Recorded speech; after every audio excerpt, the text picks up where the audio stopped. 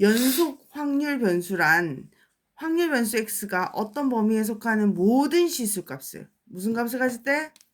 모든 실수값을 가질 때 x를 연속 확률 변수로 한다. 예를 들어 불량품의 개수, 양면이 나온 동전의 개수 등과 같이 셀 수 있는 값은 이산 확률 변수라고 하고, 길이, 무게, 시간 등과 같이 어떤 범위에서 연속적인 실수값을 갖는 변수를 연속 확률 변수라고 합니다. 그래서 뭘 알아놔야 되면 길이, 무게, 시간이라는 것도 알아놔야 한다는 거죠. 알겠죠? 그러면 확률 밀도 함수는 뭐냐라는 거죠. 확률 밀도 함수는 알파에서 x가 베타까지 움직일 때 모든 실수값을 가질 수 있는 연속 확률 변수 x에 대하여 x가 알파보다 크거나 같고 베타보다 작거나 같다로 정의된 함수 fx가 다음의 세 성질을 만족시킬 때 함수 fx를 확률 변수 x의 확률 밀도 함수라고 한다. 뭐냐? 한번 볼게요. 확률 밀도 함수의 성질은 연속 확률 변수 x가 알파보다 크거나 같고 베타보다 작거나 같은 모든 실수의 값을 가질 때 x의 확률 밀도 함수 fx에 대하여 이 함수 자체가 항상 양수이고, 두 번째로 확률 y는 fx의 그래프와 x축 및 두 직선 알파와 베타로 되어 있는 이 구간 안에서, 그죠? 이 둘러싸인 도형의 넓이가 1이 돼야 됩니다. 1. 그리고 이 P는요, A에서 X는 B, 이렇게 P의 확률이죠. X가 A부터 B까지 확률을 구하라 하면 이 그래프와 X축 및 두 직선 X는 A와 X는 B로 둘러싸인 도형의 넓이와 같다. 무슨 말이냐면 요 넓이가 확률이라는 겁니다. 특별한 말이 아닙니다. 결국 양수라는 조건과 이 범위 내에서 전체 범위 넓이가 1이라는 거, 이게 확률의 조건을 만족해야 된다는 겁니다. 또한 요 범위가 확률에 해당한다라는 말, 그 이상 그 이하도 아닙니다. 그러면 여기서 이 그림은 확률이 되는지 안 되는지 알려면 이 두 개 곱했을 때 이 면적이 얼마인지 1인지를 봐야 합니다. 이건 1이 되기 때문에 확률 밀도 함수가 될 수 있습니다. 그러나 이거는 이 면적 자체가 2분의 1이기 때문에 확률 밀도 함수가 될 수가 없다라는 걸 말해주고 있는 겁니다. 그러면 다음 페이지를 보면 오른쪽 표는 다비인의 학교 학생 100명의 키 조사를 한 것이다. 오른쪽 표에서 학생의 키를 확률 변수 x라고 하면 다음과 같이 어떤 사건 확률 변수로 나타낼 수 있다. 키가 150cm 이상, 170cm 미만. 이걸 이렇게 표현할 수가 있죠. 이거를 따라서 키가 150cm 이상, 170 미만일 확률은 오른쪽 상대도수 분포표에서 다음과 같이 구할 수 있다. 보면 이만큼이죠. 그래서 0.15 더하기 0.1을 더하면 0.25라는 겁니다. 여기서 자료 수를 늘리고 계급의 크기를 작게 하여 계급의 크기를 상대도수에 대해서 나눠보면 이 대한 히스토그램과 도수분포 다각형을 그리면 다음 그림 1과 같이 조밀한 히스토그램과 도수분포 다각형이 된다. 이렇게 보면 이때 히스토그램의 각 직사각형 넓이는 가로 길이 곱하기 세로 길이인데 가로는 계급의 크기를 말합니다. 요게 계급의 크기입니다. 알겠어요? 계급의 크기. 그 다음에 세로는 계급의 크기 분의 상대도수이기 때문에 결국 이 전체 구해보면 이게 뭐라 된단 말이에요. 이 면적이 상대도수가 된다는 겁니다. 이므로 직사각형 넓이의 합은 상대도수의 합과 같은 1이 된다. 그래서 상대도수의 전체 합은 1이기 때문에 아까 말했는 확률 밀도 함수의 조건에 만족합니다. 그래서 이게 확률이 될 수 있다는 거죠. 그래서 계속하여 자료의 수를 한없이 늘리고 계급의 크기를 0에 가깝게 하면 다음 그림과 같이 곡선에 가까워진다. 이렇게 곡선에. 무슨 말이다? 멀고 자료의 수를 한없이 엄청 크게 하고 크게 아주 좁아지니까 0에 가깝게 한다는 겁니다. 그러면 촘촘해지니까 이런 실선이 나온다는 거죠. 그래서 곡선은 항상 x축보다 위에 있고 이 곡선과 x축으로 둘러싸인 도형의 넓이는 1이다. 또 연속 확률 변수 x가 a 이상 b 이하일 값을 가질 확률은 이 곡선과 x축 및 두 직선 x는 a, x는 b로 둘러싸인 도형의 넓이와 같다. 이렇게 돼버린다는 거죠. a, b가 이렇게 정해지고 이 넓이가 된다는 거죠. 이와 같은 곡선을 나타내는 함수 fx를 연속 확률 변수 x의 확률 밀도 함수라고 합니다. 그러면 결국 이 연속 확률 변수를 가지는 함수를 뭐라 한단 말입니까? 확률 밀도 함수라고 합니다. 그래서 x는 확률 밀도 함수가 fx인 확률 분포를 따른다고 한다. 이렇게 말을 한다는 겁니다. 예를 한 번 더 보면 확률 변수 x의 확률 밀도 함수가 그러니까 결국 이거의 함수가 얘라는 겁니다. 그럼 결국 0에서부터 1까지 범위를 구하면 1이 나와야 한다는 겁니다. 알겠어요? 그러면 이게 1차 함수입니다. 그래서 1일 때 2k 움직입니다. 맞죠? 그리고 원점을 지납니다. 0,0 그죠? 똑같죠? 0,0 지나고 1일 때 여기 선을 그어주면 이게 뭐란 말이에요? 2kx 그래프입니다. 2kx 그러면 여기까지 면적이 1이 돼야 된다는 거죠. 그럼 여기 1이고 이게 2k니까 결국 넓이를 구하면 2분의 1 곱하기 1 곱하기 2k는 1이 돼야 되기 때문에 k가 1이라는 조건이 나와버립니다. 그럼 k를 1을 대입하면 fx가 뭐가 된단 말이에요? fx가 2x가 된다는 조건이 딱 나와버린다는 겁니다. 그러면 함수가 나왔기 때문에 이 면적을 구하면 확률을 구할 수 있다는 거죠. 근데 이 면적이 뭐예요? 2분의 1부터 1까지죠. 그러면 이게 2x이기 때문에 fx가 1을 대입하면 2분의 1 대입하면 1이 되고 1 대입하면 2가 되죠. 그럼 이게 무슨 함수 이거 뭐예요? 이거 뭐야? 등변 사다리꼴입니다. 그래서 2분의 1 자, 아랫변이 얼마야? 2고 윗변이 1이죠. 곱하기 높이는 2분의 1이죠. 그래서 이를 구하면 이게 확률이 되는 겁니다. 그래서 4분의 3이 나오는 거죠. 알겠죠? 그래서 확률 밀도 함수라는 것은 연속 확률 변수. 연속이라는 게 아까도 다시 말했지만 아까 뭐랬어요? 길이, 무게, 시간. 알겠어요? 이런 개념에 대해서 가지는 변수입니다. x라는 변수가. 근데 그게 가지는 함수는 확률 밀도 함수라는 겁니다. 정확한 개념을 가지고 있지 않으면 이게 어렵습니다. 그럼 우리가 이 면적을 구하는 거니까 면적과 관계 있는 게 뭐냐면 적분입니다. 그래서 적분을 이용한 확률 밀도 함수 성질을 가질 수가 있다는 거죠. 그럼 똑같이 이 범위에서 알파에서 베타까지 이 범위에서 이 면적을 다 구하면 1이 된대. 그러면은 되는 거죠. 양수고. 그죠? 이 아까 확률 밀도 함수의 조건을 다 만족한다는 거죠. 이 두 개를. 그러면 이 면적을 구하면 된다는 거. 이게 확률이 된다는 거죠. 면적을 구하면 뭐가 된다고? 확률이 된다는 게 확률 밀도 함수의 특징입니다. 그러면 여기도 범위가 나와 있습니다. 이건 뭐예요?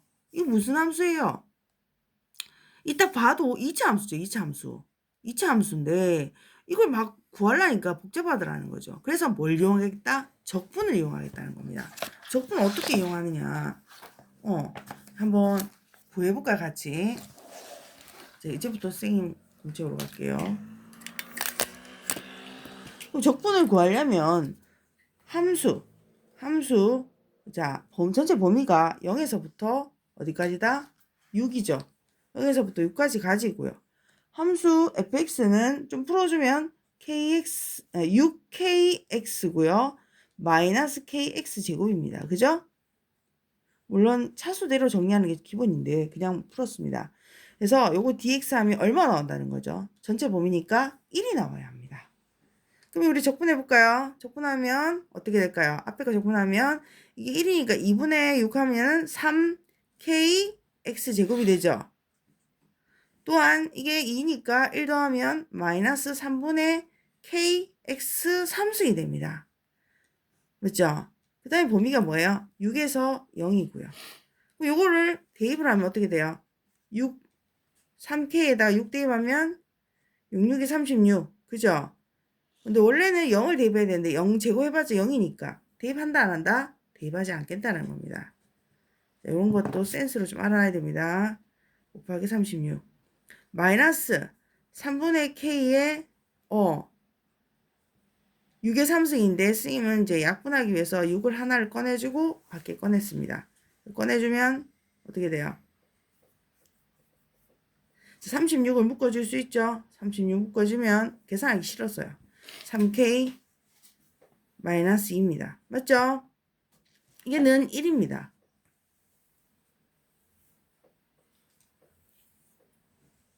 맞아요? 숫자 왜 이렇게 복잡노?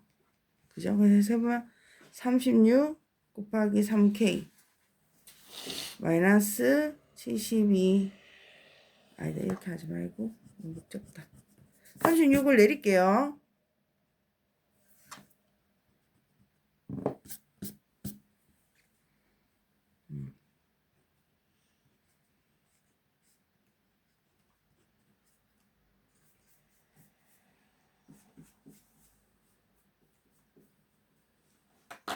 여기 지금 거꾸로 계산하다 보니까 계산이 틀려졌네요. 어떻게 돼요?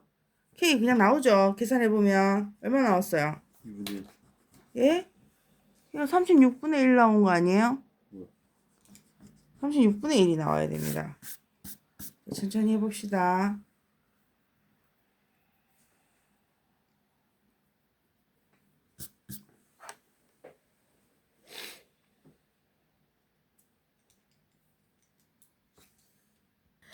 하여튼 실수하지 마세요. 하여튼 계산을 똑바로 하면 됩니다. 이렇게 계산을 똑바로 하고요. 그 다음에 K를 집어넣어 줍니다. 집어넣은 후에 적분을 해야 합니다. 뭐냐면 P 자 제가 묘기라고 했습니다. 거꾸로 이제 문제를 푼다는 게 쉬운 게 아닙니다. 글씨도 거꾸로 쓰고 있습니다. 이런 거는 36분의 1을 꼭 앞으로 내놓고 계산하는 게 쉽습니다. 계산하면은 어떻게 되냐면 x 6x 마이너스 x 제곱이 되죠. 아까처럼. 우리 학생도 잘 풀고 있습니다. 그래서 하면 아까처럼 마이너스 3분의 1 얘가 앞으로 옵니다. 그죠? 3분의 1 x 세제곱 플러스 3x 제곱에서 0에서 3. 그러니까 3만 집어넣어주면 됩니다. 3만. 그죠? 3을 집어넣으면 마이너스 9가 되고요. 뒤에는 27이 돼서 뭐가 돼요? 18이 되죠. 18이 되면 결국 얼마가 된다고? 2분의 1이 됩니다. 이렇게 답이 나옵니다. 그래서 항상 차분하게 정적분을 이용해서 문제를 풀 수 있다는 것을 보았습니다. 다시 정규분포를 설명해 주겠습니다. 실수 전체의 집합에서 정의된 연속 확률 변수 x의 확률 밀도 함수가 fx가 요런 모양을 가질 때, 요런 모양을 가질 때, 그 그림이 이렇게 종 모양입니다. 이렇게. 그리고 이게 m이 평균인데요. 평균. 이렇게 있고요. 평균을 기준으로 해서 종 모양을 이룰 때, 이 x의 확률 분포를 정규 분포라 하고, 확률 밀도 함수 fx의 그래프를 정규 분포 곡선이라고 합니다. 이 그래프를. 여기서 m과 요 표준 편차 모양입니다. 이 표준 편차는 0보다 큰데요. 각각 연속 확률 변수 x의 평균과 표준 편차를 나타내는 상수이고, 이는 그 값이 2.5 이렇게 한 무리수입니다. 평균 m과 그죠? 평균과 표준 편차가 이렇게 그죠? 이거 베타라기도 하고 시그마라기도 하는데 이 정규 분포를 기호로 이렇게 표현합니다. 이거는 평균 표준 편차의 제곱꼴로 같이 나타내고 연속 확률 변수 x는 정규 분포 n 그죠? 여기 평균과 표준 편차 그죠? 그러니까 이게 분산입니다. 분산. 표준 편차의 제곱 또는 분산을 따른다고 할 때 이제 볼게요. 이거는 이 n이라는 게 normal distribution의 첫 글자이기 때문에 이 normal이라는 게 정규라는 그죠? 그런 뜻입니다. 그래서 확률 변수 2, 3 확률 변수는 확률 질량 함수를 따르고요. 이항분포라고 하고 B라고 합니다. 알겠어요? B로 시작합니다. NP고요. NP. N은 뭐냐면 횟수, P는 확률입니다. 연속 확률 변수는 확률 밀도 함수를 따르고 정규 분포라고 하고요. N, 그죠? 평균 M, 시그마 제곱이 됩니다. 설명은 키, 강수량, 몸무게 아까 했는 거죠. 자연현상이나 사회현상에서 나타나는 여러 가지 통계 자료의 상대도수를 계급의 크기를 작게 하여 히스토그램으로 나타낸 자료의 개수가 많아질수록 오른쪽 그림과 같이 좌우 대칭인 종 모양 곡선에 가까워지는 경우가 많아진다는 거죠. 그래서 이걸 정규 분포라고 합니다. 그럼 정규 분포 N, 그죠? 평균, 그죠? M, 시그마 제곱의 확률 밀도 함수의 그래프의 성질을 보면 정규 분포는 를 따르는 확률 변수 x의 확률 밀도 함수의 그래프는 다음과 같은 성질이 있대요.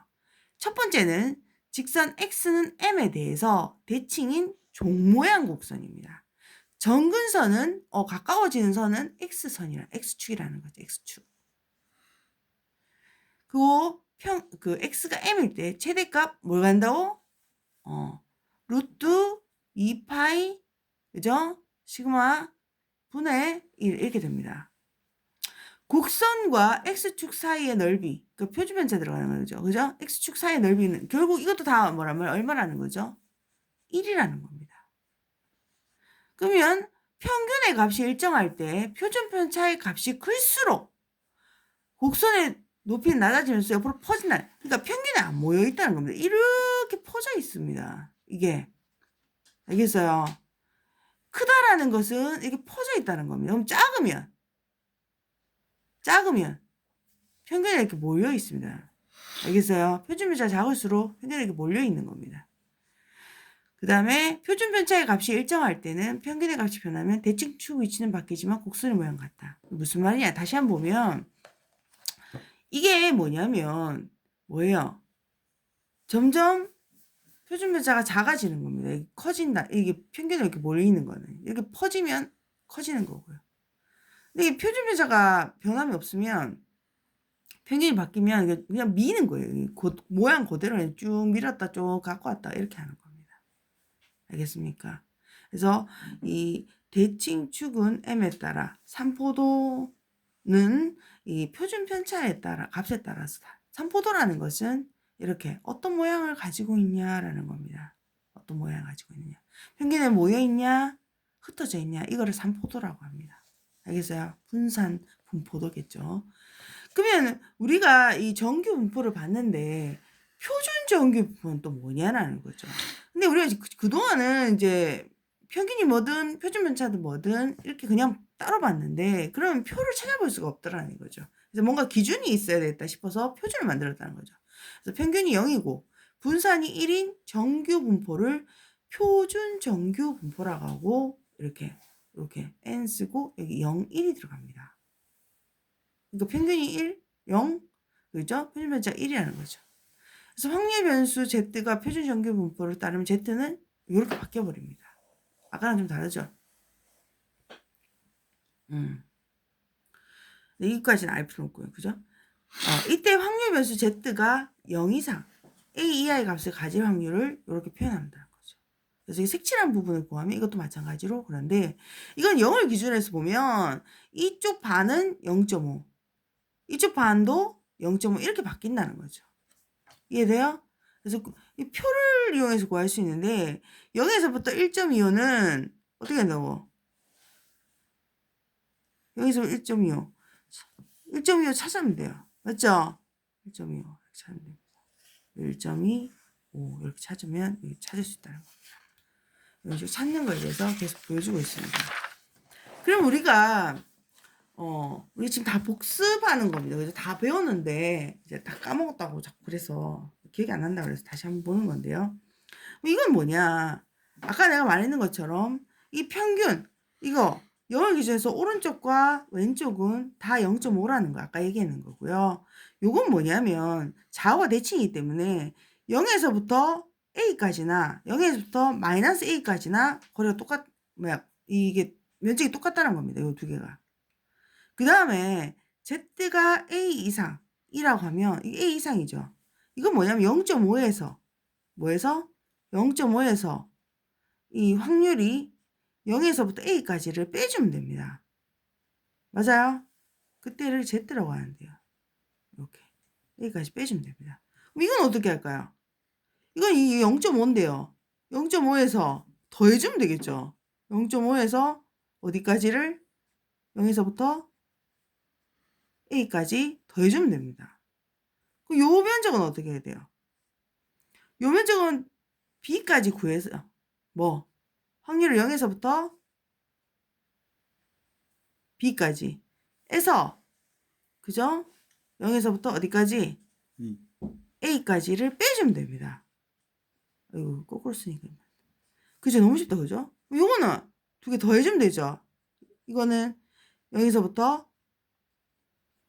A까지하고 똑같잖아요. 좌우 대칭이니까 A와 여긴 B까지 더해주면 됩니다.